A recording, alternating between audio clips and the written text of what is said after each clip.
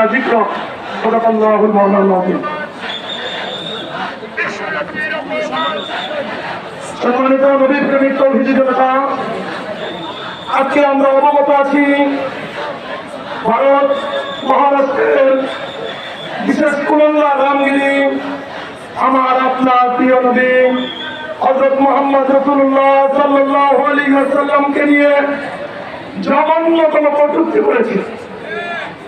সে শুধু মুহাম্মদ রাসূল সাল্লাল্লাহু আলাইহি ওয়াসাল্লামকে কটূক্তি করে সারা বিশ্বের 200 কোটি মুসলমানের অন্তরে আঘাত হেনেছে। আমরা দ্ব্যর্থহীন ভাষায় নবীর দুশ্মনদেরকে জানিয়ে দিতে চাই, আমার জীবনের চেয়ে আমার রাসূলের মর্যাদা আমার কাছে বেশি। আমার বাবা মায়ের চেয়েও আমার রাসূলের মর্যাদা আমার অন্তরে বেশি। অতএব কেউ আমার বাবাকে গালি দিতে যতটুক না লাগবে, আমার রাসূলকে নিয়ে যদি কেউ গালি কুচুরের কথা যদি আঙ্গুল করে তাকায়, আঙ্গুল করে, সেটাও আমার অন্তরে লাগবে।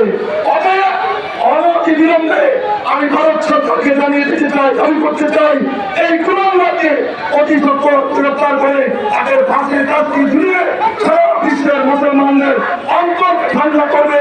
না হলে ইনশাআল্লাহ প্রতিদিন এই ভারত সংগঠন হয়ে যাবে। রাসূল সাল্লাল্লাহু আলাইহি ওয়াসাল্লামকে প্রত্যেকটা তাদের রাষ্ট্রকে আমরা সংগঠন করে দিয়েছে।